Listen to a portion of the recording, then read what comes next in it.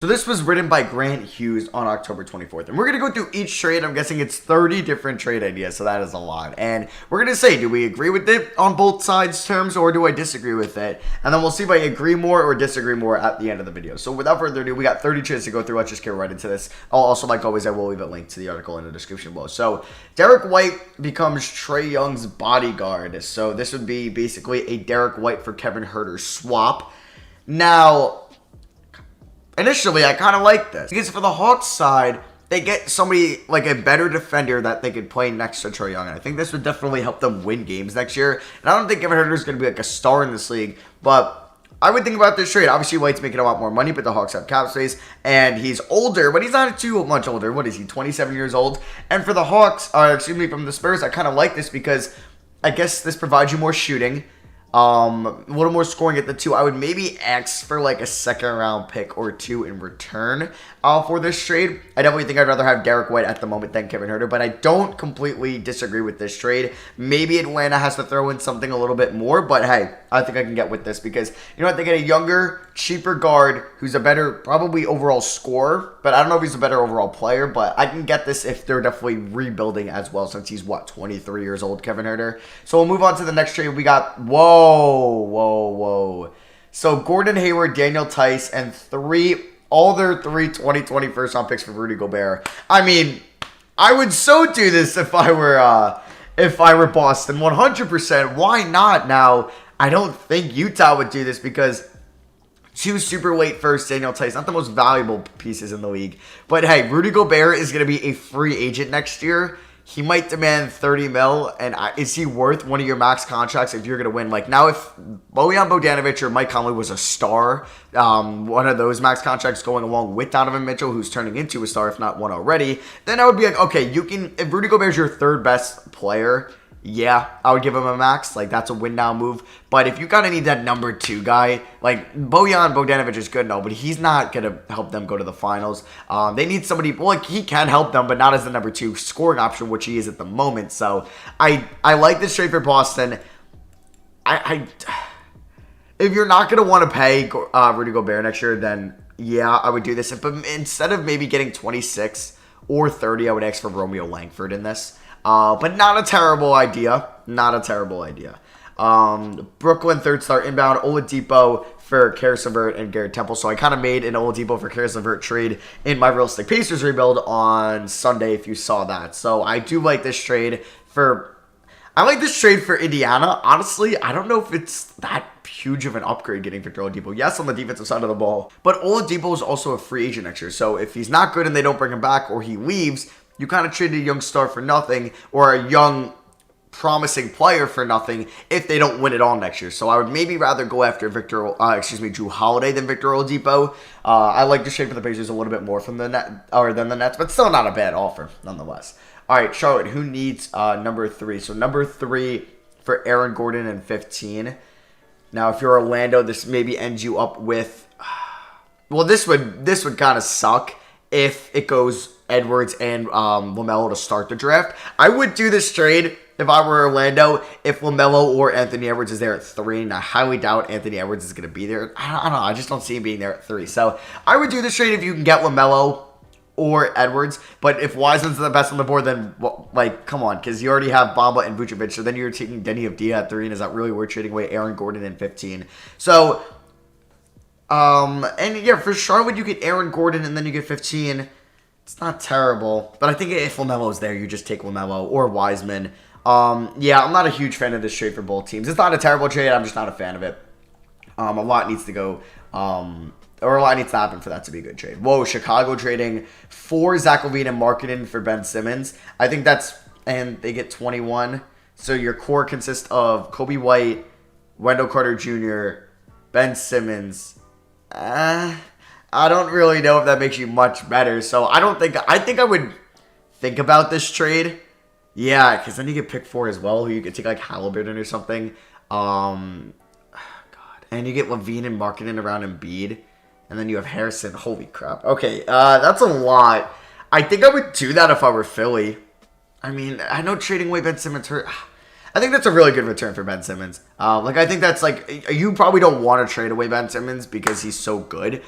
But if you're going to trade him away, that's a really good return. I think I would prefer to get Ben Simmons in 21 than the other pack. Or no, I would prefer maybe the Bulls package. So maybe I wouldn't do this trade if I were the Bulls. I would like to see those guys marking in Levine with Billy Donovan before making a trade on them. So yeah, this isn't like it's a Philly trade idea, and Chicago is like the second moving part here, but this is Chicago's surprising trade, and I just don't think I would do that. Cleveland's moving up, so they're trading away, let's see, Andre Drummond and 5 for 3 in Batum.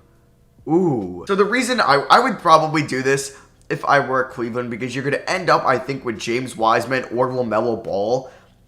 I mean, do they really need LaMelo Ball? No, but if you end up with James Wiseman, yeah, I would 1,000% do this trade. But for Charlotte, I don't know if Drummond's really worth it. Unless they like Drummond. Obviously, they have a hole at center. And then obviously, or I said obviously twice there. Didn't mean to do that. But then they could take Denny Avdija or Tyrese Halliburton at 5, which is interesting. That depends if they like that. I don't think I would do this if I were Charlotte. I would do this if I were Cleveland. Dallas, more shooting. So JJ Redick and number 13 for Maxi Kleber 18. I don't think that the Pelicans would say yes to this trade straight off the bat. They're getting the lower pick and maybe the worst player. Obviously, Kleber's a lot younger than JJ Redick, who's basically an expiring contract. But yeah, I wouldn't do this if I were the Pelicans. I would do this if I were Dallas, not the Pelicans. So we got a Bradley Beal trade. So we got Bradley Beal going to Washington. Or, excuse me, going to Denver for Michael Porter Jr., Gary Harris, PJ Dozier, and a protected 2021 pick. Really love this trade for Denver. If this is the best offer you can get for Bradley Beal, you do it. But you guys know I'm huge on Bradley Beal going to Denver. I really like that for Denver. I don't think I'm a big fan of that return for Washington, but hey. So Detroit gets a new lead guard. Okay, so this trade is the Pistons acquiring CJ McCollum in 16 for Blake Griffin in 7. Yeah, I like that trade for Detroit, even though I think they should be rebuilding, and I don't know if going down in the draft and getting a player that probably won't move the needle for you guys to make the playoffs at all is a good move. And for Portland, oh wow, I hate this trade. I hate this trade for Portland. I hate it. Let's move on. Golden State, the core cracks, so they're trading away. Or the Warriors are acquiring, is this a 3-teamer? Okay, yes, this is a 3-teamer. So the Warriors are acquiring Drew Holiday, Miles Turner, and Victor Oladipo.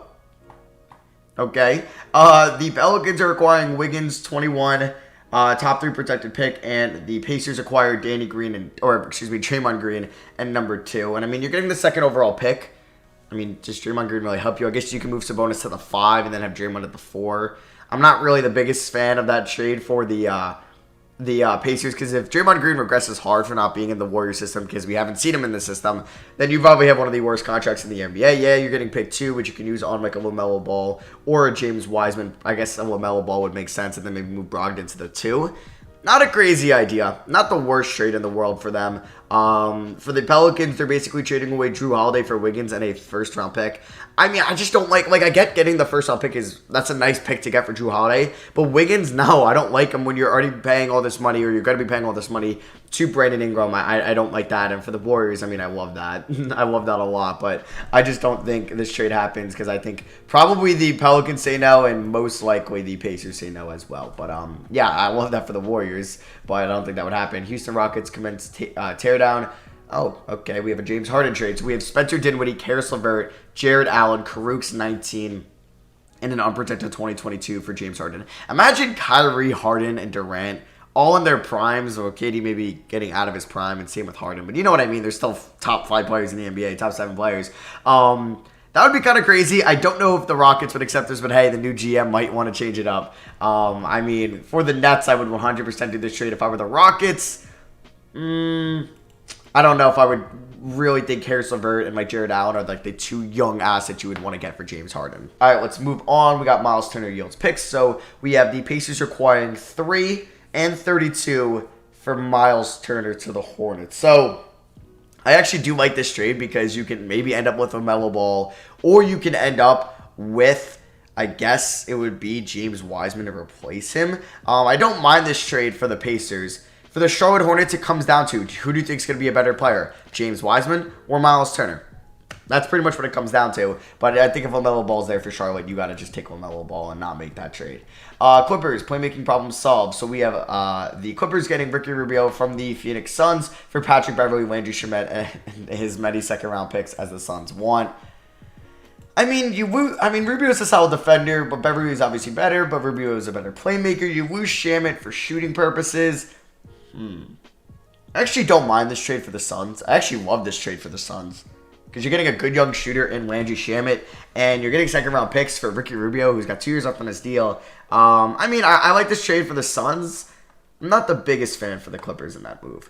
Rental for a repeat. So Victor Oladipo going to the Lakers for Danny Green, Kuzma, and 28. Unless the Pacers really love Kuzma, which I don't know if they do. I doubt they do. And the pick 28. I just think they could find a better trade than this. I mean, if I'm the Lakers, hell yeah, I do this trade, but I don't really think that the Pacers would do this trade. Moving on, we got Grizzlies. Okay. I like this. So we got Grizzlies acquiring Bradley Beal for Gorgie Zhang, Dylan Brooks, Brandon Clark, and an unprotected 2022 first. If I'm Washington, I'm maybe asking for also the Jazz first round pick they own, but I kind of like this trade. If Brandon Clark, I mean, he could be really good in the NBA, but you see the top, would you prefer Brandon Clark as the main prospect coming back in a Bradley Beal trade or Michael Porter Jr.? I think Michael Porter Jr. definitely has a higher ceiling, but Brandon Clark might be the safer return. And then if you get 2 first-round picks and Dylan Brooks, you could still be competitive. Honestly, I think if you can get the Utah pick, then I would like this trade better than the Denver one if I were Washington. But hey, I would love Bradley Beal going to Memphis. I don't know if he would re-sign in Memphis, but hey, Bradley Beal and John Moran I think would be a great obviously would be a great backcourt. And I think Ja can help him out a little bit defensively, and obviously offensively, that's amazing. So Miami Heat, the rare finalist exchange. Okay, Kyle Kuzma for Kendrick Nunn. Well, Kendrick Nunn is a free agent, correct? I think so. So he'll be a sign and trade. I believe he's a free agent, or maybe he's a free agent next year. I'm not. I feel like I should know this. I don't know. My memory's getting shot with this offseason. It's so different. And it sucks that in 2K the contracts are all messed up because I play 2K every day, so it helps me so much with contracts knowing it. But contracts are messed up in 2K this year, so it's really hard to figure that out. Now, I guess for the I think Kendrick Nunn's a better player than Kyle Kuzma, so I think the Lakers would win this trade. I don't know if I really like that for Miami. But I guess defensively, you have Jimmy Butler and Bam on the other side of him, so you plug him in the middle. I think he could be fine. So next up, we have Milwaukee trading for Kyle Lowry for Eric Bledsoe, Brook Lopez, DiVincenzo, 24, and a top 3 2023 first-round pick. Now, I love this for Toronto return-wise. I think that's a monster return for Kyle Lowry. He's an expired deal veteran.